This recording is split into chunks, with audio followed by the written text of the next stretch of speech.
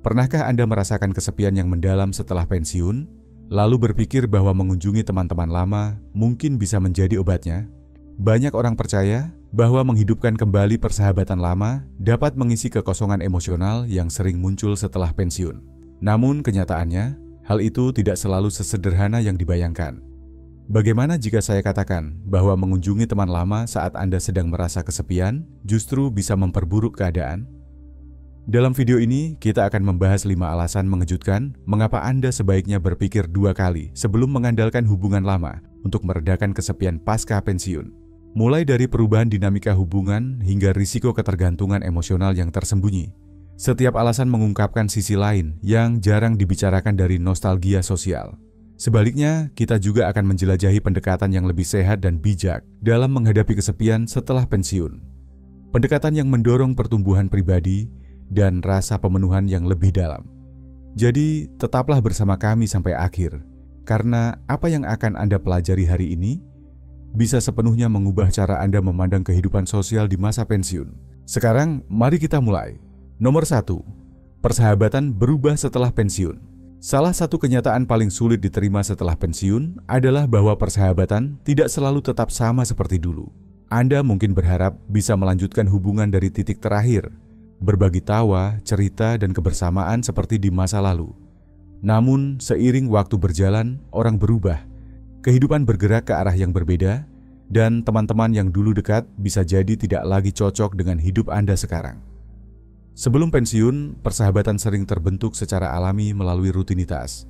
Bertemu di tempat kerja, saat istirahat makan siang, atau kegiatan akhir pekan yang selaras dengan jadwal masing-masing. Tapi setelah pensiun, tanpa ruang bersama itu, menjaga hubungan membutuhkan usaha ekstra.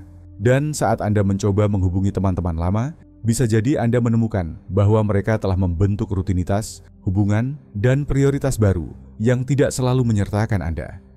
Kenyataannya, tidak semua persahabatan dimaksudkan untuk bertahan selamanya. Orang berkembang, dan dinamika yang dulu menyatukan Anda mungkin sudah tidak relevan lagi.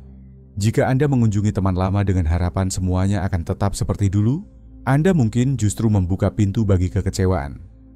Alih-alih terjebak dalam nostalgia, langkah yang lebih bijak adalah menerima perubahan tersebut dan mulai membangun hubungan baru yang lebih sesuai dengan siapa Anda hari ini. Nomor 2, Anda mungkin mencari kenyamanan di tempat yang salah. Saat kesepian datang, sangat wajar untuk mencari sesuatu yang familiar, sesuatu yang mengingatkan Anda pada masa lalu dan memberi rasa memiliki. Bagi banyak orang, itu berarti kembali mengandalkan teman-teman lama. Tapi ada satu hal penting yang sering terlewat. Kesepian tidak selalu tentang merindukan orang lain, melainkan seringkali tentang kehilangan arah dan tujuan.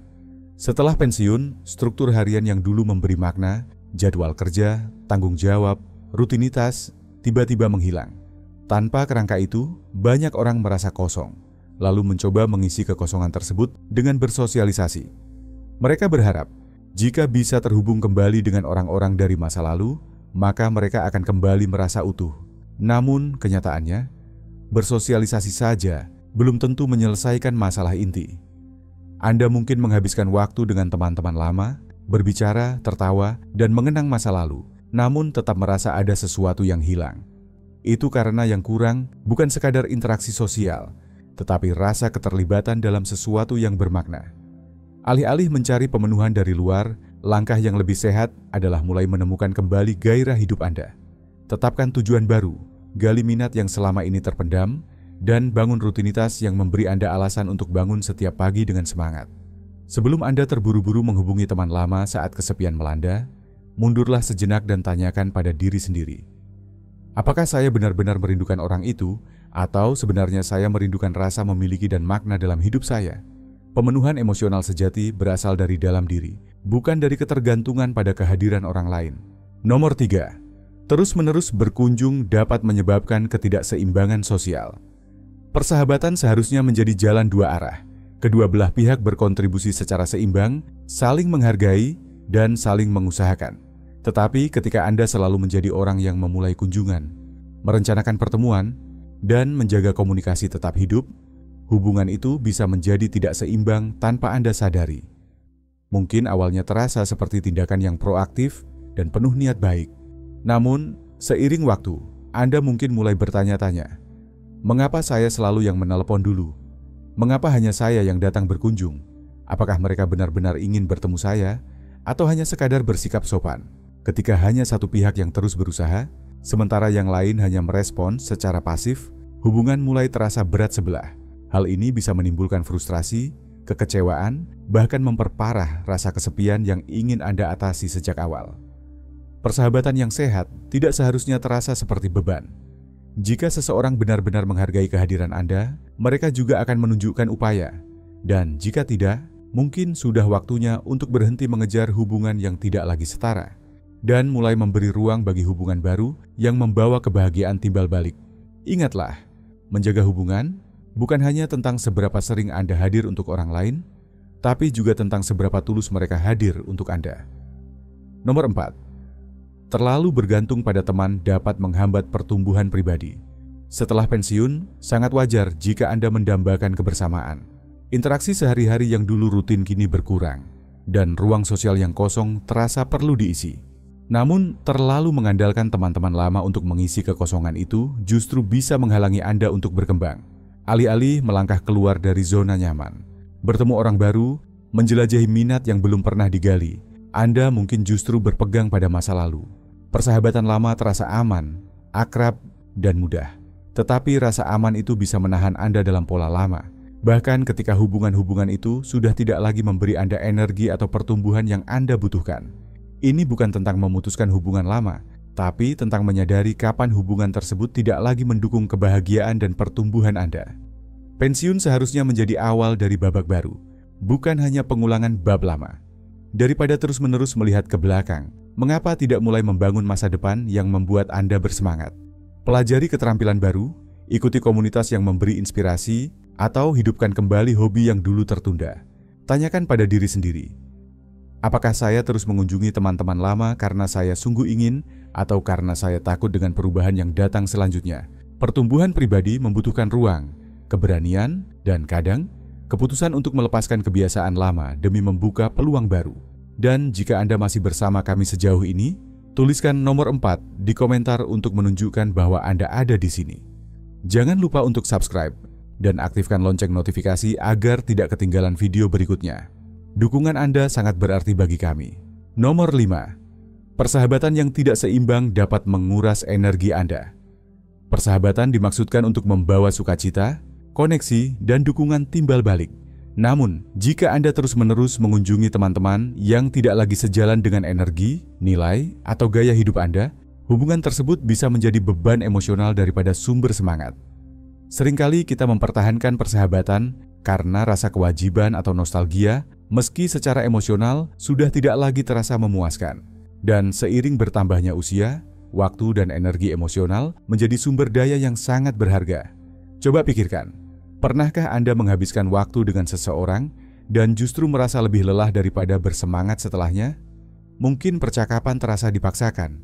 Mungkin mereka terlalu fokus pada hal-hal negatif.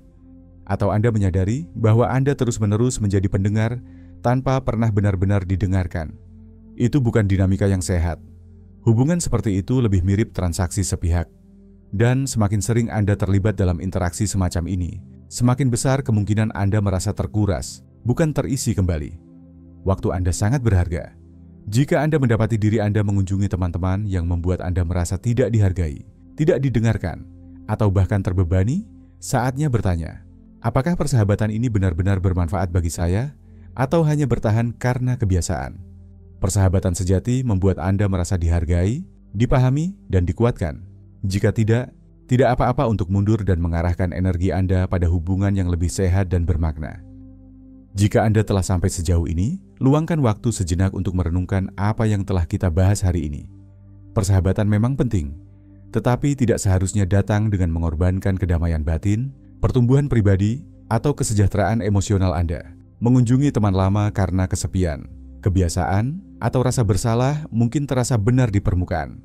Namun jika hubungan itu tidak lagi memberi Anda energi positif, mungkin sudah waktunya untuk memikirkan kembali pendekatan Anda terhadap kehidupan sosial di masa pensiun.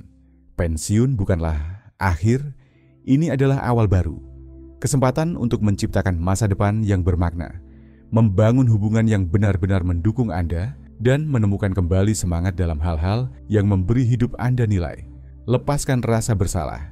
Ingat, Anda berhak memiliki hubungan yang membangkitkan semangat, bukan yang melemahkannya. Sekarang, kami ingin mendengar dari Anda. Bagian mana dari video ini yang paling beresonansi dengan Anda? Pernahkah Anda merasa seperti mempertahankan persahabatan yang sebenarnya sudah tidak melayani Anda lagi? Bagikan pemikiran Anda di kolom komentar. Satu kalimat dari Anda bisa memberi kekuatan bagi orang lain yang merasakan hal serupa. Dan jika Anda merasa video ini bermanfaat, silakan like, subscribe, dan share. Dukungan Anda sangat berarti dan membantu kami terus membuat konten yang menginformasikan dan menginspirasi. Terima kasih telah menonton. Sampai jumpa di video berikutnya.